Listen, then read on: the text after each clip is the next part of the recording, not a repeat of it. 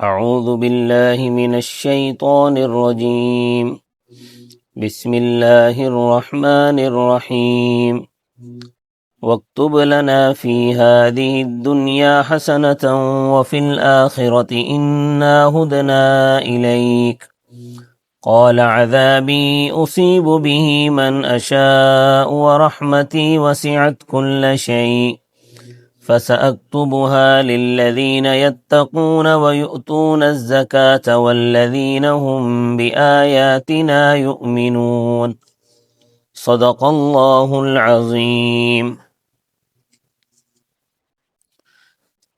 گزشتہ درس میں بتایا تھا کہ طور پر بنی اسرائیل کے 70 بندے ہلاک ہو گئے۔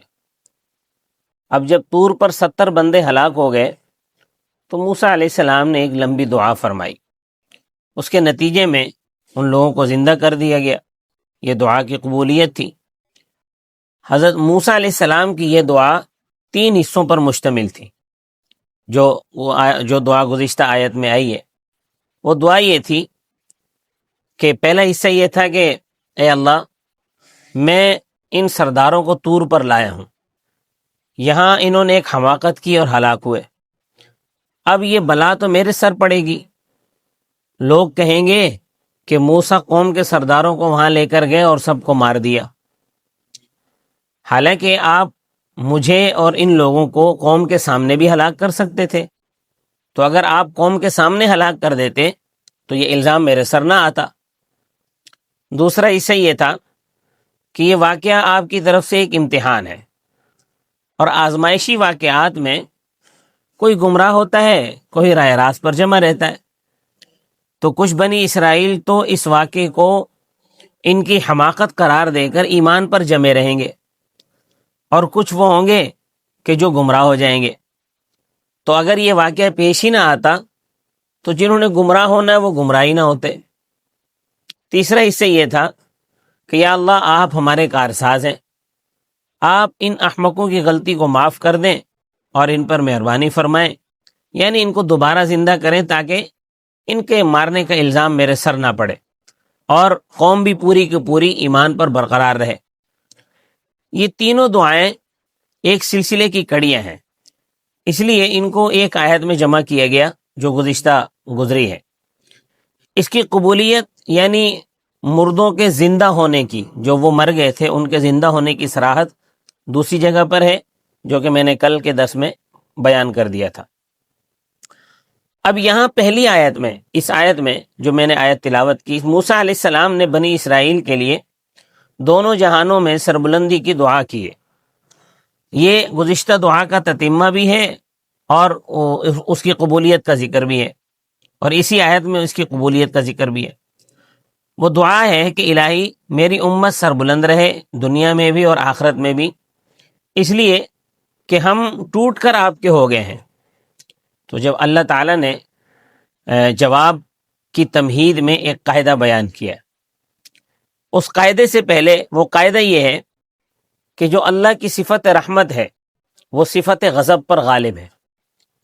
صفت غضب کی کار فرمائی ان لوگوں کے حق میں ہوتی ہے جو سزا کے مستحق ہوتے ہیں، اور مہربانی تو گناہگار مومنین پر بھی ہوگی، ان کے گناہ بخش دیے جائیں گے، جنت عطا فرمائیں گے۔ کل شیئن، یہ عموم ہے، یہ تعمیم ہے، یہ تعمیم گناہگار مومنین کی حد تک ہے، کفار کے لیے نہیں ہے۔ بنی اسرائیل، جو حضرت موسیٰ علیہ السلام نے دعا کی بنی اسرائیل کے حق میں، اس دعا کا جواب اللہ تبارک و تعالی نے دیا ہے۔ فرمایا کہ بنی اسرائیل کی کامیابی 2 باتوں پر موقوف ہے، ان میں سے پہلی بات اس آیت میں بیان ہوئی ہے، دوسری بات اگلی آیت میں بیان ہوئی ہے۔ تو آج پہلی بات بیان کرتے ہیں۔ پہلی بات یہ ہے کہ اعمال صالحہ ان کو اختیار کرنے ہوں گے، تب یہ دنیا اور آخرت میں سربلند ہوں گے، یہ پہلی بات ہے۔ تو اعمال صالحہ کے ضمن میں کچھ چیزیں، 3 چیزیں آتی ہیں۔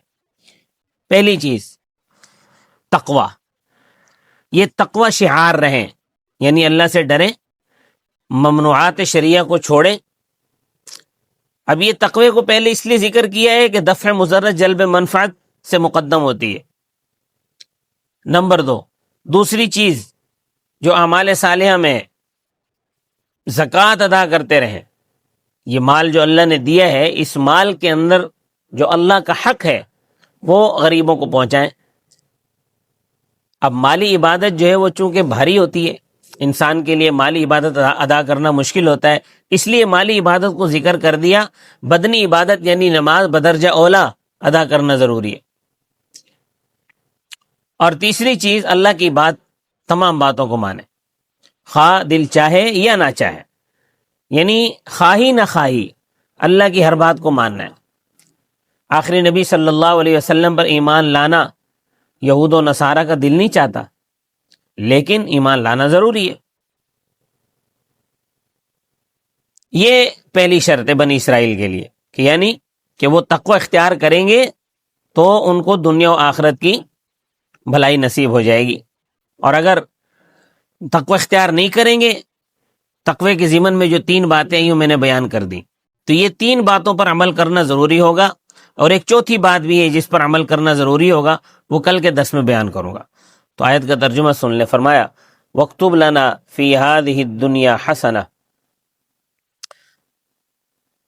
اور ہمارے لیے اس دنیا میں بھلائی لکھ دیں، وَفِي الْآخِرَةِ حَسَنَةً، وَفِي الْآخِرَةِ، اور آخرت میں بھی، إِنَّا هُدْنَا إِلَيْكَ، بے شک ہم نے آپ کی طرف رجوع کیا ہے۔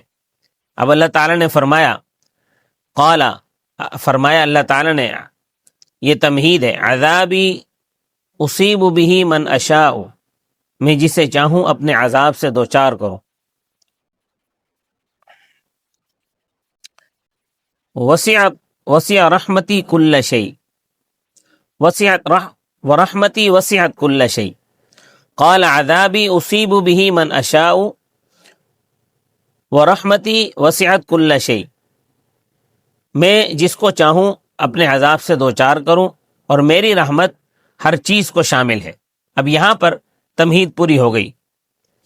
فَسَأَكْتُبُهَا لِلَّذِينَ يَتَّقُونَ، پس میں عن قریب اس رحمت کو لکھوں گا ان لوگوں کے لیے، الذین یتقون، جو اللہ کے احکام کی خلاف ورزی سے بچتے ہیں، وَيُؤْتُونَ الزَّكَاةَ، اور زکوٰۃ دیتے ہیں،